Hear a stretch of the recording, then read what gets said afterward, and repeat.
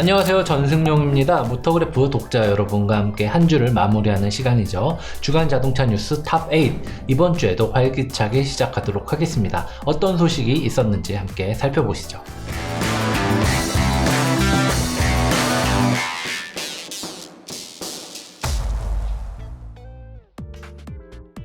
현대차가 14일 공식 유튜브 채널을 통해서 2020년형 벨로스터 N 발단 DCT 모델의 티저 영상을 공개했습니다.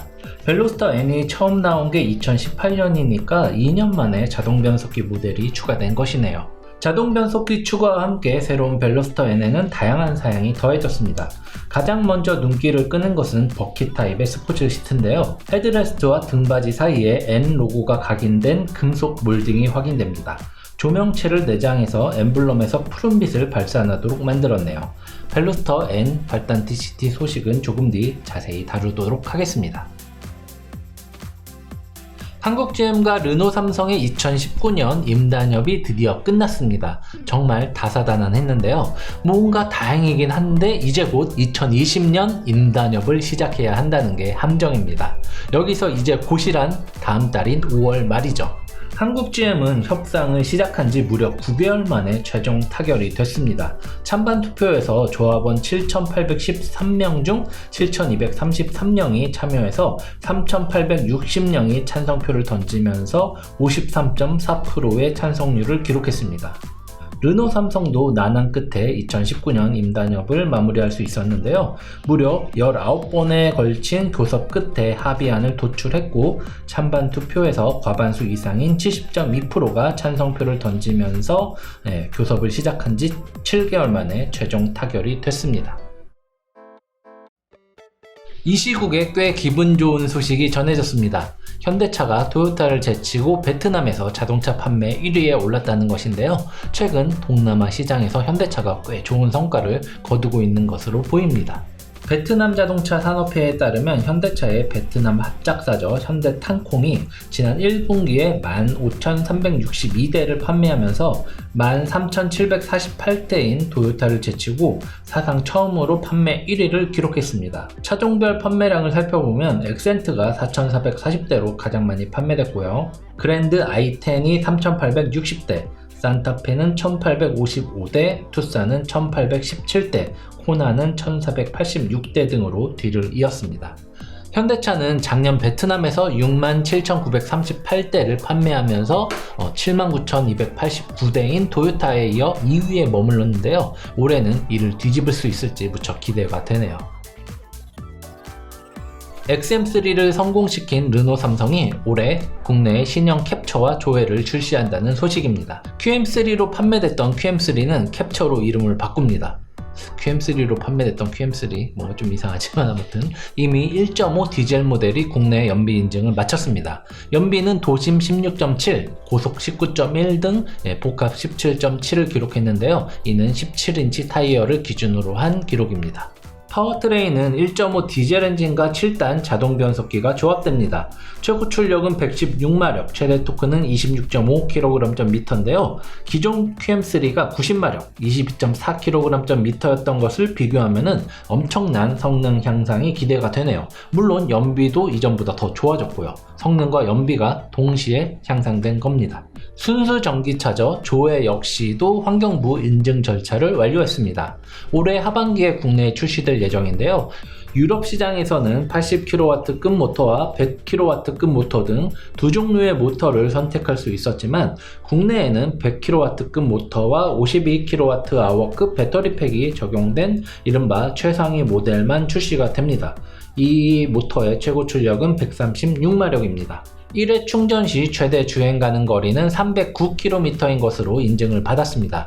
추운 겨울철에 저온 조건에서는 236km로 좀 짧아지죠. 다른 전기차와 비교를 해보면 테슬라 모델 3 스탠다드 모델의 352km보다는 부족하지만 현대차 아이오닉의 271km보다는 길이가 더 깁니다. 저온 조건에서의 주행거리는 266.3km인 쉐보레 볼트 EV보다는 다소 짧습니다. 그래도 급속 충전을 하면은 30분 만에 140km를 주행할 수 있다고 하니 도심을 이렇게 운전할 때는 꽤 유용할 듯 하네요. 영국의 전설적인 레이서저 스털링 모스가 향년 90세로 세상을 떠났습니다. 영국 로이터 통신은 지난 12일 모스가 런던 자택에서 오랜 투병 끝에 사망했다고 보도를 했습니다. 모스는 긴 시간 동안 레이서로 활약하면서 무려 529번의 경기에 출전해서 212번의 우승을 거둔 입지전적의 인물입니다. 특히 1951년부터 1961년까지 10년 동안 F1 그랑프리에 66번 출전해서 16번의 우승을 기록하기도 했습니다. 그럼에도 모스가 무관의 재앙이라고 불린 이유는 아쉽게도 월드 챔피언십을 따내지 못했기 때문이죠. 모스는 1962년 구두두에서 발생한 대형 사고 이후에 레이서에서는 은퇴를 했지만 81세가 되던 2011년까지는 모터스포츠 업계에서 다양한 활동을 펼쳤습니다.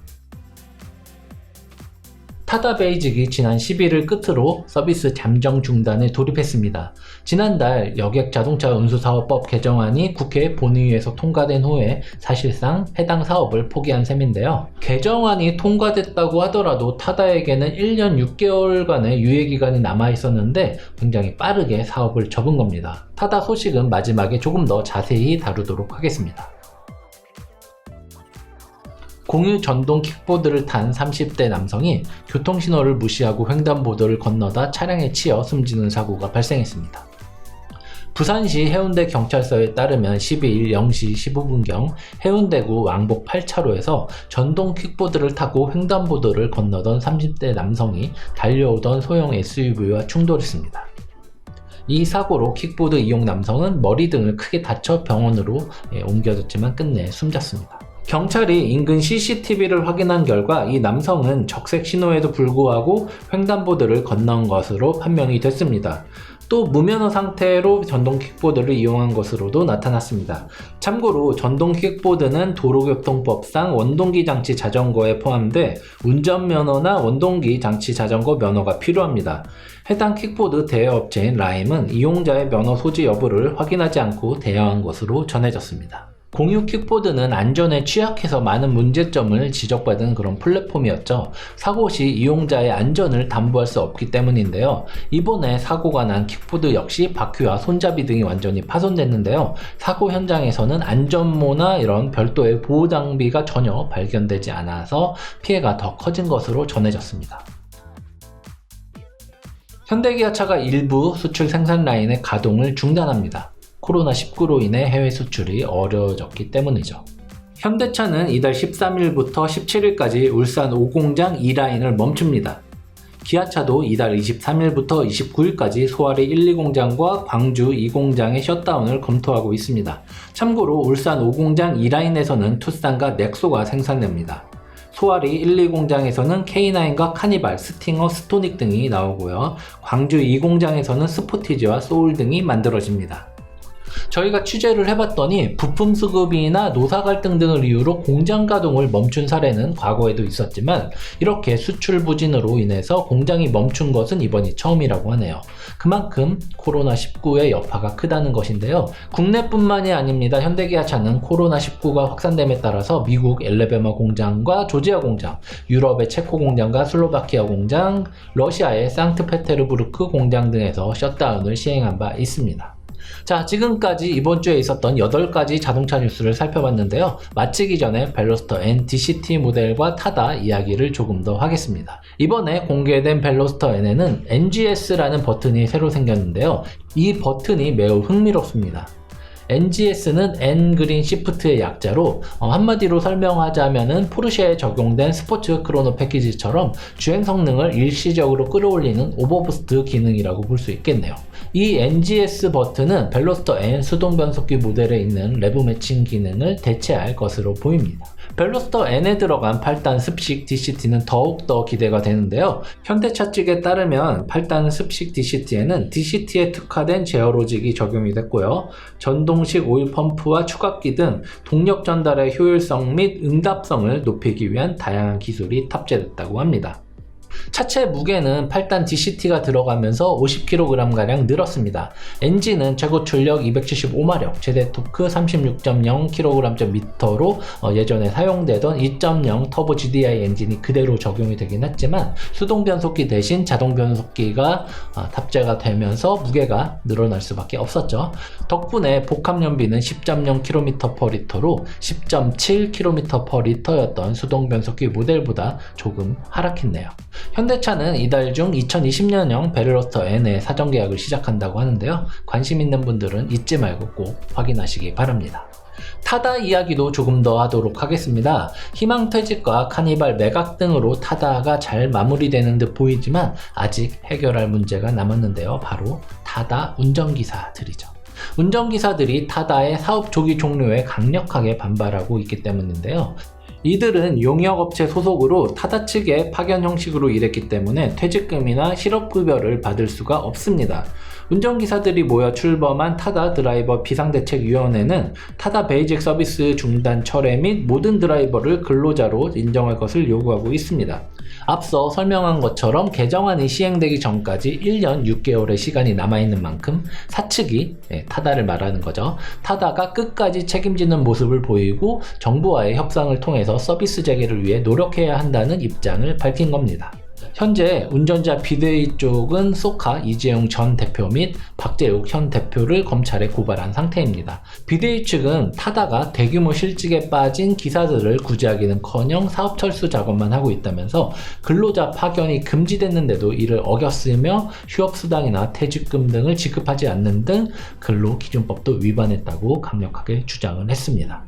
타다는 본인들의 사업이 이런 편법이냐 불법이냐 이런 논란이 있을 때마다 본인들의 정당성을 내세우면서 늘 했던 말이 있습니다. 12,000여 명의 드라이버들의 더 나은 일자리, 그리고 더 많은 드라이버가 행복하게 이라는 표현인 거죠. 이런 표현을 강조를 했는데요. 이 마음이, 이 초심이 바뀌지 않고 이번 사태, 운전기사들과의 사태도 잘 마무리하기를 기대해 보겠습니다. 지금까지 모터그래프 전승용이었습니다.